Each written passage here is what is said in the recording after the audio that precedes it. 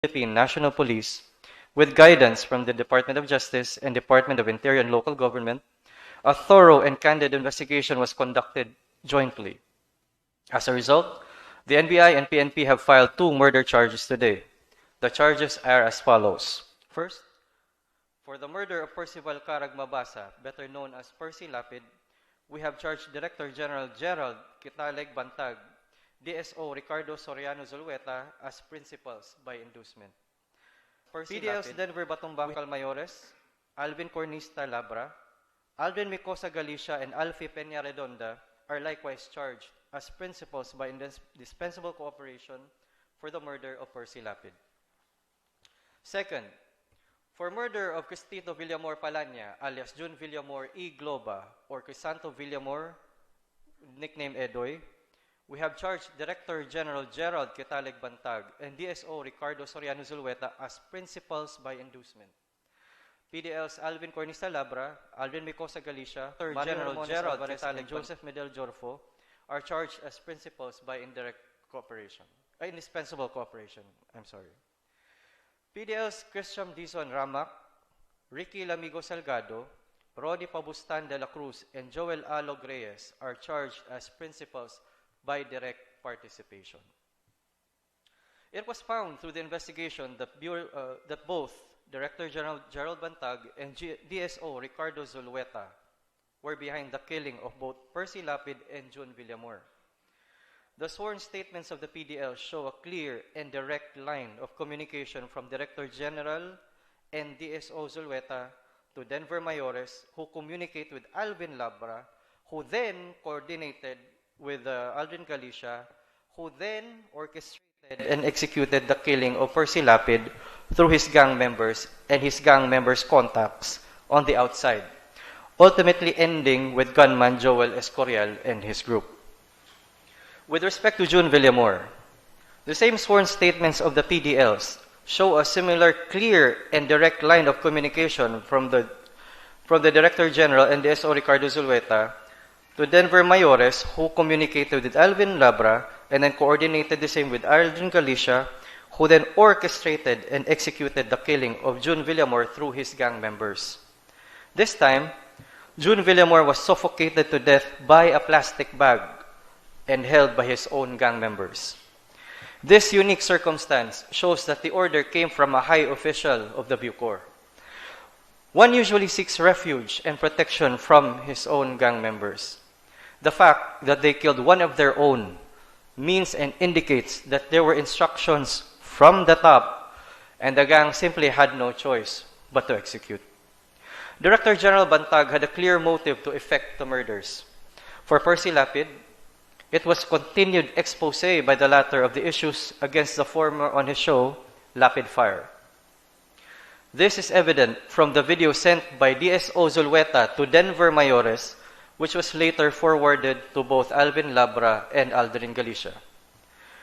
For June Villamor, it was the attempt to cover up the murder of Percy Lapid. We have initial yet credible intelligence reports that indicate that the money trails described by the PDLs match the bank activity of those charged. The self-confessed gunman stated that the reward for the murder of Percy Lapid was 550,000 pesos. According to the credible intelligence reports, within the period of September 15, 2022 and October 7, 2022, there were indeed cash deposits totaling the amount of 550,000 pesos. In sum, all the statements given by the PDLs and gunman Joel Escorial, coupled with evidence, corroborate as to the material facts needed to prove the 2 counts of murder. All departments and agencies involved in this case extend their heartfelt condolences to the families of the victims in these 2 cases. No amount of cases filed will bring their loved ones back to this world. However, the unfortunate deaths of both Percy Lapid and June Villamor will not go in vain. The investigation has brought to light the institutionalization of a criminal organization within the government. This will be the cause of many reforms in government and the strengthening of current mechanisms to ensure that nothing of this nature will ever happen again. This concerted and coordinated effort of both the DOJ and the DILG is a war against impunity and the continuous and gross disregard of the rule of law. Thank you.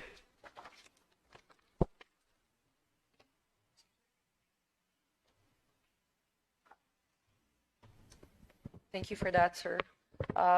We'll now open the floor for questions. I will now turn over the mic to ASEC Nico.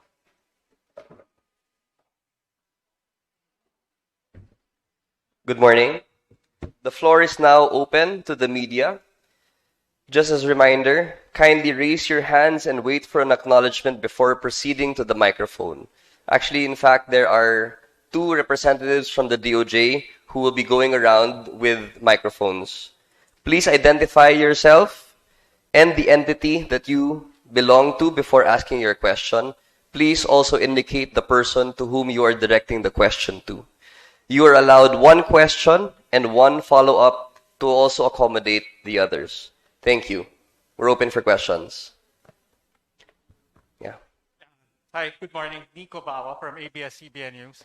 I'd like to know if there was a clear link from Bantag to the commanders about the order to kill Lapid and Villamor.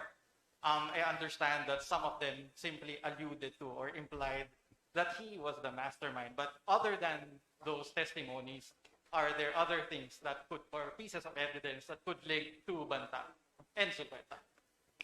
Secretary Mulya would like to answer your question, sir.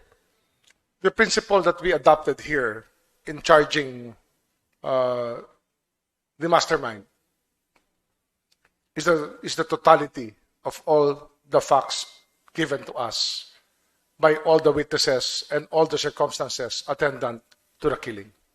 So it's a totality test. It is not for us to point out a direct link, but the totality of all the acts points out to the participation of and responsibility of those charged. My follow-up question then. Normally, when the police and the NBI conduct an investigation, they subpoena everyone who are involved, especially the masterminds. In this particular case, or was there a chance for them to be heard or given their side to explain, or was there a subpoena issued for these 2 masterminds? No subpoena was issued. That will come because the case was filed already. That will be with the fiscal because they have the rights to counsel and they may answer there. Pero ba't hindi sila binigyan ng pagkakataon? Hindi naman kailangan kasi pinag-aralan niya ng gusto, tinanong lahat ng testigo. And this is an exceptional case. All of these, none of these people would have talked if General Bantag remained as the head of the Bucor. The fear of General Bantag is just tremendous and unbelievable from the eyes of these PDLs. So that we chose maybe that we can say that we thought it best in conducting the investigation that we let General Bantag answer his charges formally with the fiscal's office. Next person. At the back. Microphone, please. Pleasant afternoon, sir. John Consulta from GMA 7. Just like to clarify, we already established earlier on the 2 principals will be General Bantag and Zulueta. Can you please tell us how are they related, or how can we establish their closeness? And we also learned that in the affidavits issued by the prisoners, they said that they had direct contact with Zulueta. What will be our proof aside from the affidavits they have issued, sir? I think that it will be in all the affidavits that are there. There are affidavits for more than 10 people pointing to it. My follow-up question, sir. Now that we have identified General Bantag and Zulueta as principals of this case, will you be leaning in issuing a whole departure order against They will be issued, now they will be issued subpoenas at their last known addresses because we understand that the Zulueta has been in hiding already. He skipped town 4 or 5 days ago. And the General Bantag, we expect to give it to him at the Bucor and his last known address in Caloocan City. possible whole departure order, sir? Whole Pardon? departure? Whole departure order po. HDO? Ano ba yung... Well, it's what you call a lookout order. If somebody wants to leave the country, it's a lookout order that we issue. And I think that's the way that the law is enforced in our country. Next person. Thank you. To the left. Cecil Morelia, sir, of the French News Agency. You portrayed Mr. Bantag's group as a criminal organization. Could you tell us what other crimes did they commit? And I'm particularly interested in whether they had any role in the killing of the PDLs who testified against former Senator De Lima. Well, I will not go to the case of Senator De Lima here.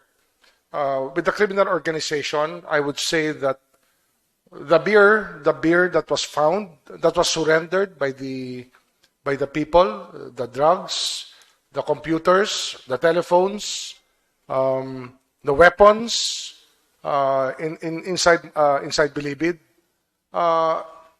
is a very, very strong indication of the presence of a criminal organization. With a centralized purchasing system, a centralized way of doing contraband selling and contraband work within a prison system. I think that itself would tell you that there is a criminal organization lurking within. My follow-up, sir. How long has this criminal organization existed? And how many people have been killed by this group? That's what we are accounting for now. In fact, one of the things that surprised the investigators in this case was the fact that when they went to Eastern Funeral Homes for the autopsy, the first autopsy conducted by the NBI, they were surprised to see more than 30 corpses inside the funeral home. This is now being studied by the police. And we want to know how all of these people died, the cause of death, and the circumstances surrounding their death. But the presence of the criminal organization, we cannot tell now. We will study it, and maybe we can know how long this has been going on. But definitely, there has been criminal activity going on inside the National Bilibid Prison. Next. At the back. Morning, everybody. My name is Nancy Carvajal with Politico.ph. And my question is whoever would like to answer.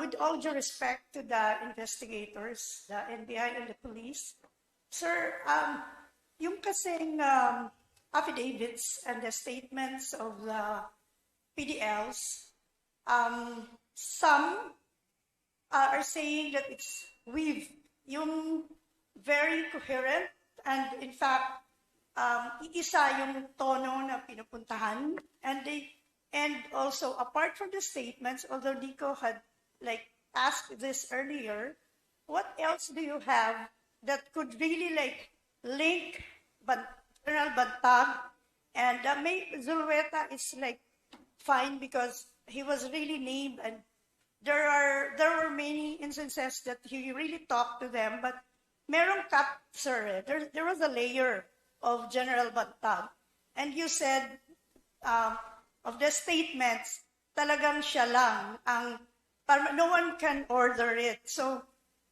if no one can order apart from Bantag, sino pa yung, would you say na meron pa bang sa taas o ni Bantag? Kasi marami rin namang, remember, merong 160 people na they feel slighted of Percy Lapid and broadcasts. Tapos, the second question would be the allegations of corruption of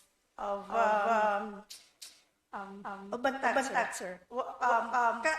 Nasama ba yun sa investigation as motive ng pagpatay?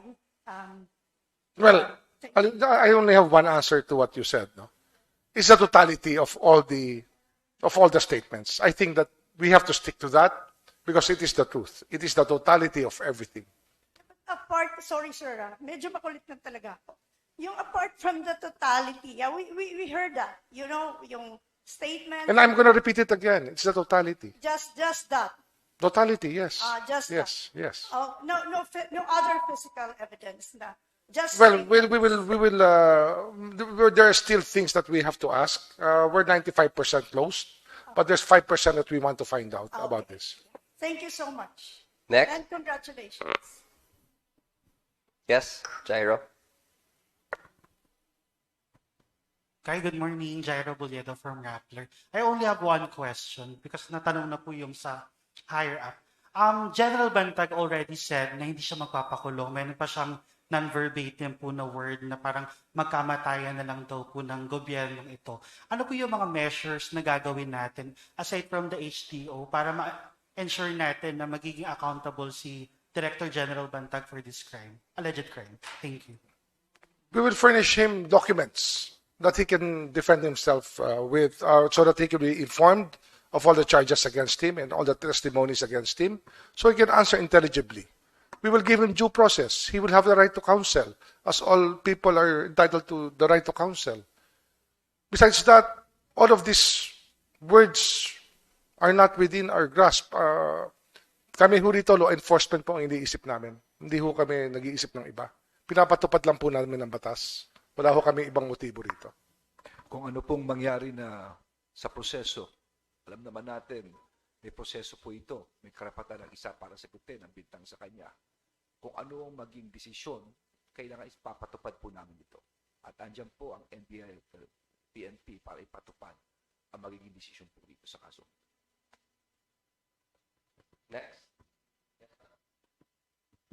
Hi, sirs. Linawin lang po namin yung motibo sa pagpatay kay Percy Lapid. Kung ano po yung, kumbaga, malinaw na motibo doon po sa pagbabanat po niya. Sinabi na namin, nung una simula pa lang, nung inuutos pa lang, pinadala na yung video ko sila sa mga.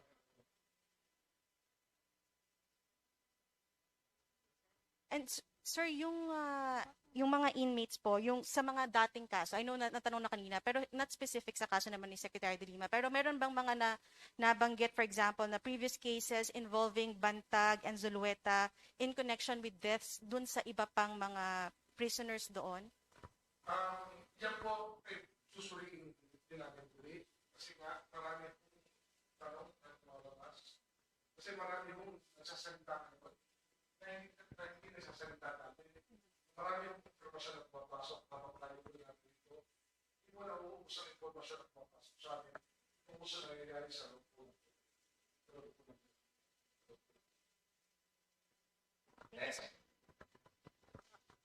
Yes, good morning. I'm Donna Pasibugan from Inquirer. So, talking about due process, so how does the presence of the DOJ, no less than the Secretary, how will it affect the process now, considering that it will still undergo preliminary investigation? Does this mean that this will automatically be filed in court? Charges filed in court?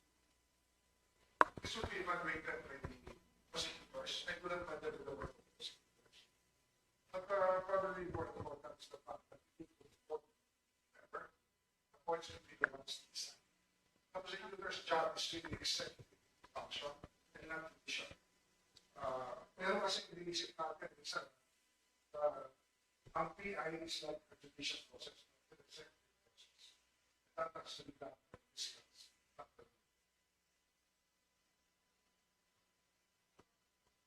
Wala itong deviation from the normal process where the investigate. Talaga yun, pagka pinag dito, diretso na sa korte. I only guided on investigation. Just to ensure that we need the Bureau and the FBI were in close contact and the police were in close contact. That is the role that we play dito. It's a leadership role that we play as secretaries of the Secretary of Justice. Sigurado na natin maagad po lahat na makinagyan ng gobyerno for public interest. Okay, we'll be entertaining two more representatives of the media. First, yes, sir.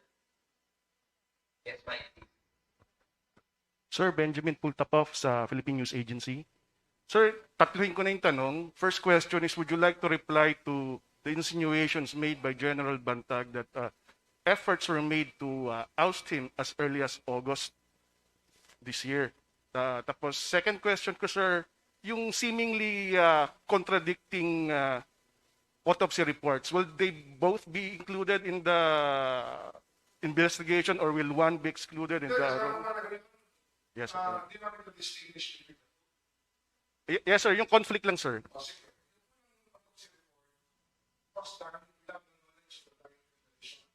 And without the affidavit of the persons who knew about how Villamor was killed.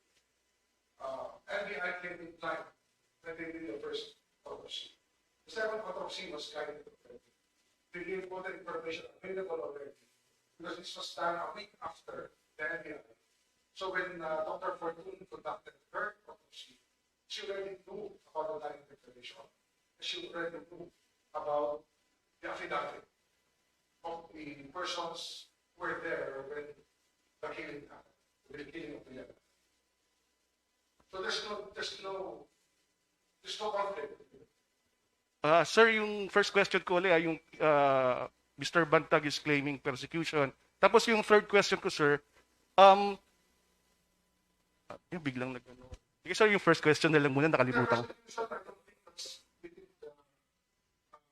Within our realm, persecution is not the game of the DOJ. We are here to seek justice. I don't think that somebody who is the Director General of the people can be persecuted. It's one of the things that does not happen. And if you look at it, he will probably be the highest official of this country ever charged with a case of this kind. It just has to happen. Hindi tayo namimili rito, walang tayo sinisip. Last question. Sir, sa DCRS po si Boy Gonzales, paano natin mapipigilan lumabas ng bansa kung lookout bulletin lamang kung wala tayong hold departure order? At isa pa po,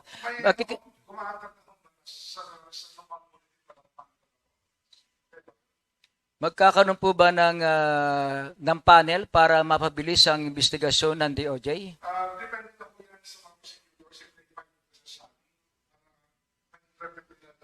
necessary. Maybe they can create, we can create a plan para mapabilis yung process. Okay.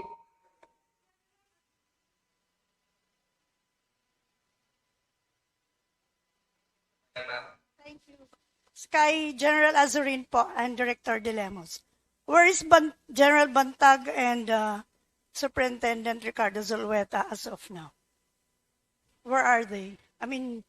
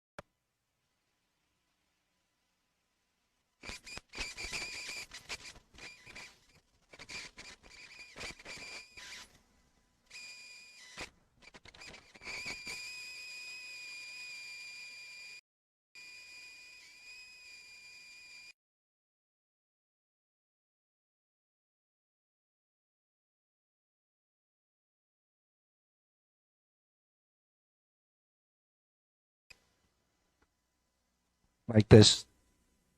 So, again, I'm pleading to Solweta to just surrender right now. Just like the gunman who surrendered, napag-isipan niya na in danger ang buhay niya. And I'm asking each and everyone who's watching right now, Solweta, napaka-importante niya po rito. In danger ang buhay niya. Again, I would like asking each and everyone who's watching right now na sa pamunuan po ng ating Pangulo, no, Solweta. Katrabaho po kami. Napaka-importante niya po. Hindi ho biro ito yung mga again, I would like asking to we have to look at the evidence objectively.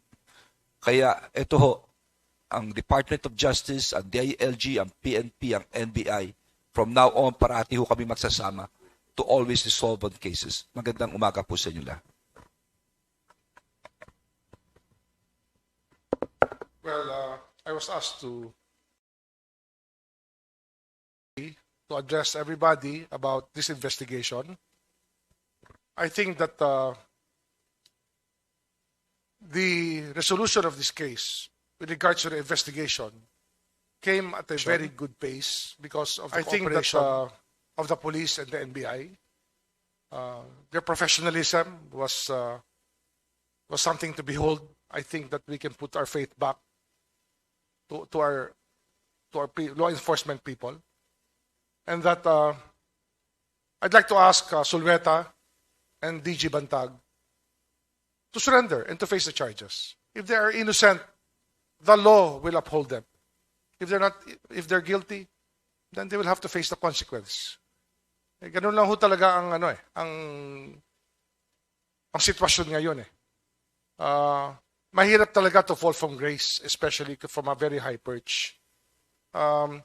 May sinasabi nga ng iba, yung impunity nito kakaiba. Kasi nagbubukas pa lang ang mga facts na nangyari sa loob ng Muntinlupa, sa Bilibid. Ngayon marami nagtatanong sa amin tungkol hindi lang nga sa alak tsaka sa drugs na nasa loob. Marami pa tinatanong sa amin, ano ba yung nangyari sa mga drug lord na namatay? 18 drug lord ang namatay within a span of 75 days. All of COVID and cremated right after.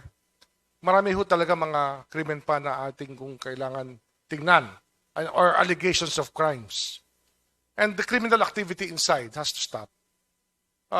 Prior to this, prior to the case of Percy Lapid, the DOJ was already working on reforms of our correction system. Kasi nga, it is the biggest mega prison in the world. It is not easy to manage. Pangalawa, ang talagang trend ngayon sa penology ay talagang i-cut down na ang sizes ng mga prisons or mga piitan, mga kulungan to a maximum size of 2,000 to 2,500 people. Ito po na-propose na natin ito. Kaya nga, ito po meron na hong ginagawa ang DOJ dito. Matagal na. Kasi ito nga ang produkto ito talaga ang problema na na-identify na nung araw pa. So, we have to move on from this. We have to learn our lessons from this. Kinakailangan matutunan natin na hindi na dapat ginagawa ito o nangyayari ito. We do not accept it as a matter of fact or a matter of course that it will happen inside Bilibid. We have to endeavor to change it. Marami na sining ginawa tungkol dito. Marami ng chismis, marami ng alingaw-ngaw tungkol sa nangyayari sa loob ng Bilibid. Ngayon, na sinasagot namin ng tanong, ba't marami pa rin tanong? Mas marami kayong tinatanong sa amin. Things that you took as a matter of fact before, ngayong hinarap namin sa inyo, parang hirap tanggapin. Pero yun po yung katotohanan eh. Mahirap tanggapin ang katotohanan. Pero yun po ang totoo. Wala ho kami mapapala rito mag-invento ng uusigin. We will not invent. We do not want to persecute anybody. Believe me. Wala ho tayong gustong apihin dito.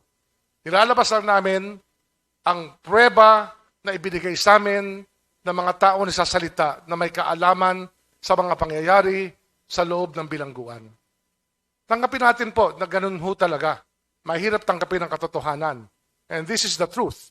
We have no motive here but to unmask the truth so that justice may be done. Maraming salamat po. Thank you very much. With that, we end the joint press conference of the DOJ, DILG, NBI, and PNP. We would like to thank everyone who's raised the event. A good day to you all.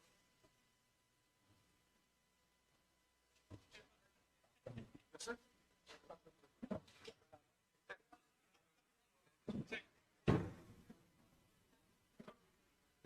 For the representatives of media, we will be releasing QR codes. QR codes. The first QR code will contain the presentation presented to you this morning. The second QR code will show the statement, the official joint